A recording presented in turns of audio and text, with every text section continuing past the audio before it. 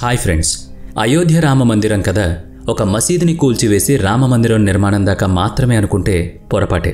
కొన్ని వందల సంవత్సరాల క్రితమే ఈ వివాదం ప్రారంభమైంది.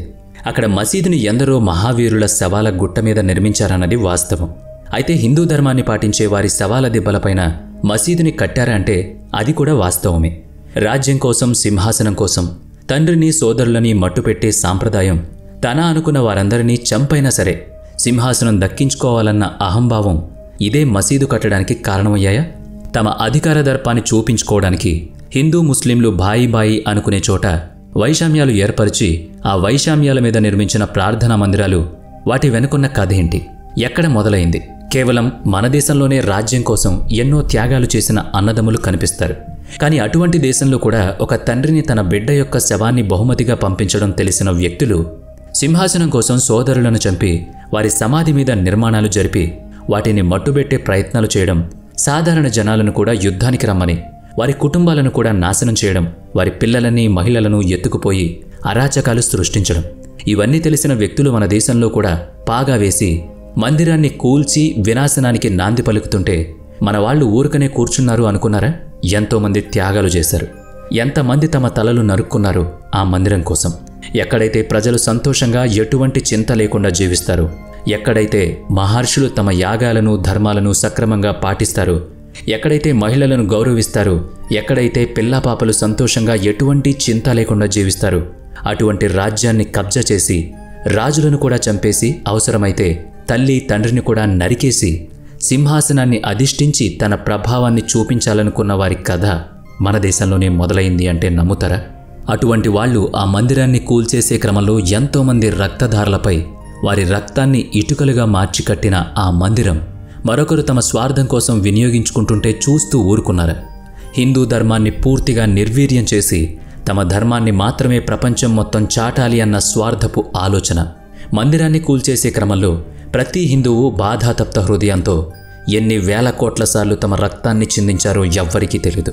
వారి పరంపరను నిలుపుకోవడం కోసం ఎంతటి అమానుషానికైనా దిగజారి అధికారంలో హిందూ కనిపిస్తేనే వారిని చెరబట్టి వారి మానం అభిమానాన్ని దొంగిలించిన ప్రభువులు మన కళ్ళ ముందే మన దేశంలో అడుగుపెట్టి అరాచకాలు సృష్టిస్తుంటే ఎలా ఉంటుంది?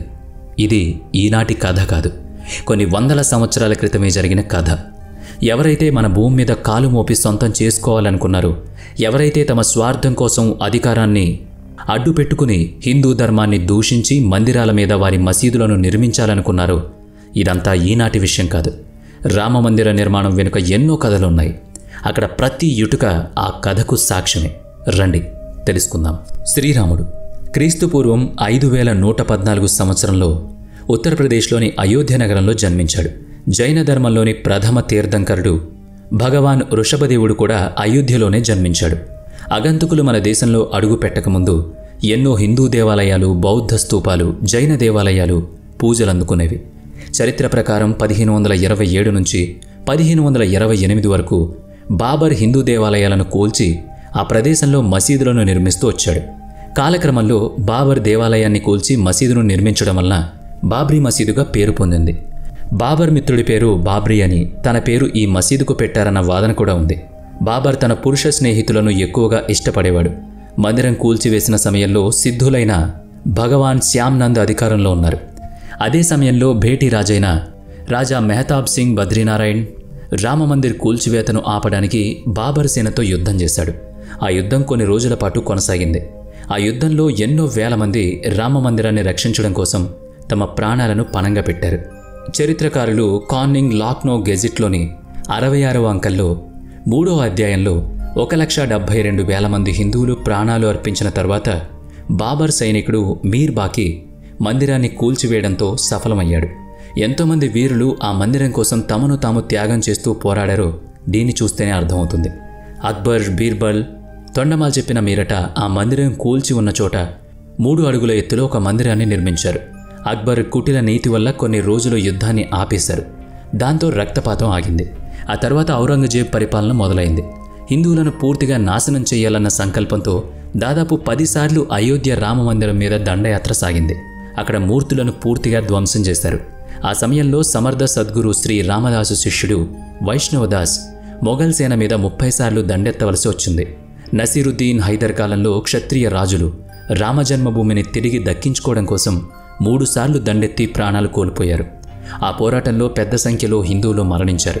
ఆ యుద్ధంలో హంసవర్, మక్రాహి, ఖజూర్, అమేథి, హత్యారా, రాజా గురుదత్ సింగ్ వంటి ప్రముఖులు ప్రాణాలు వదిలారు. ఆ తర్వాత మిగిలిన రాజులను కూడగట్టుకుని కొంతమంది సాధువులు మొఘల్ సేన మీద తిరగబడ్డారు.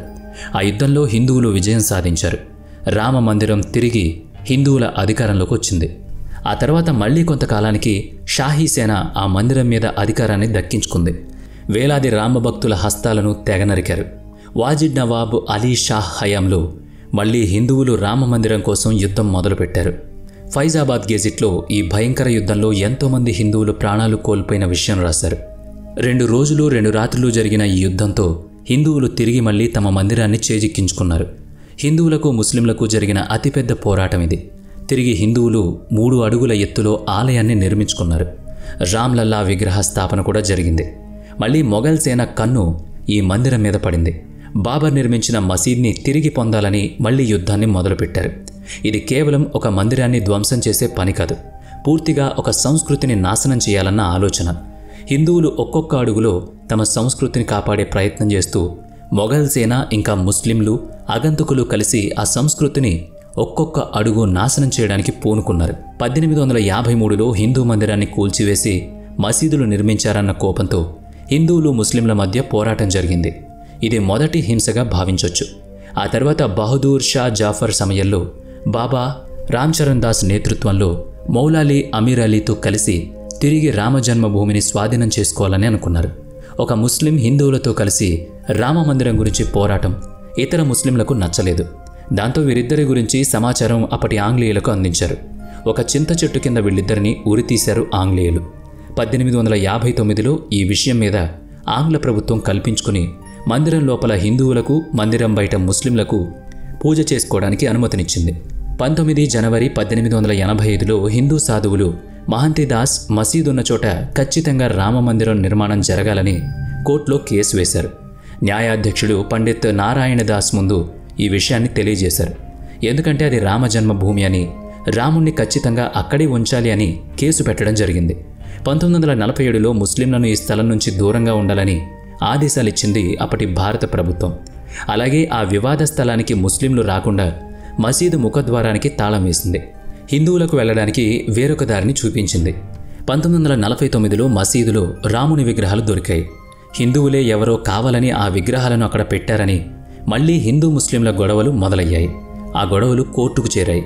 ప్రభుత్వం ఈ వివాదాస్పద స్థలంలోకి ఇక హిందువులు కానీ ముస్లింలు కానీ అడుగు పెట్టకూడదు అని పూర్తిగా తాళాలు వేసింది. 1984లో విశ్వ హిందూ పరిషత్ రామజన్మభూమిని విముక్తి చేయాలని, అక్కడ రామస్థాపన జరగాలని మళ్లీ అంశాన్ని లేవనెత్తింది. ఇందుకు భారతీయ జనతా పార్టీ అధ్యక్షుడు లాల్ కృష్ణ అద్వానీ నేతృత్వం వహించారు. 1989లో విశ్వ హిందూ పరిషత్ ఈ అంశాన్ని తీవ్రంగా పరిగణించి ఎట్టి పరిస్థితుల్లోనూ రామజన్మభూమిలో రామమందిర స్థాపన జరగాలని పట్టుబట్టింది. ఆందోళనను తీవ్రతరం చేసింది. 1989లో అక్కడ ఒక మందిరాన్ని ఏర్పాటు చేసుకోవాలని హిందూ పరిషత్ ఆలోచించింది. అలహాబాద్ న్యాయస్థానం వివాదాస్పద స్థలంలో ప్రభుత్వం వేసిన తాళం తెరవాలని, ఆ స్థలాన్ని హిందువులకు అప్పగించాలని, అక్కడ మందిరాన్ని నిర్మించుకోవచ్చని ఆదేశాలు జారీ చేసింది. 30 అక్టోబర్ 1990న కొన్ని వేల మంది రామభక్తులు ములాయం సింగ్ యాదవ్ ఆపినా ఆగకుండా అయోధ్యకు చేరుకుని అక్కడ ధ్వజం మీద రాముని పతాకాన్ని ఎగరవేశారు.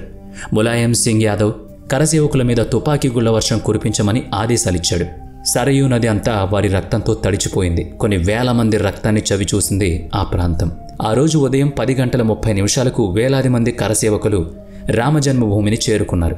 మధ్యాహ్నం 12 గంటలకి బాబ్రీ మసీదు గోడలను, మసీదులను కూల్చివేయడం మొదలుపెట్టారు.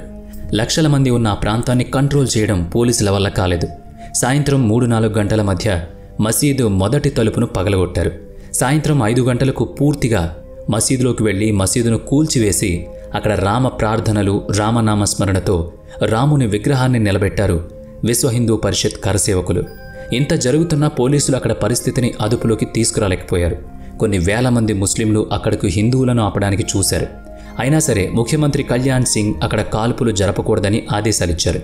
1527 బీసీలో బాబర్ తన ముఖ్య అనుచరుడు సేనాధిపతి మీర్ బాకీ మొట్టమొదటిసారి రామమందిరాన్ని కూల్చేశాడు. పండిత్ దేవ్దీన్ పాండే మొదటిసారిగా యుద్ధాన్ని ప్రకటించారు. రామజన్మభూమిని కాపాడాలని ప్రయత్నం చేశారు.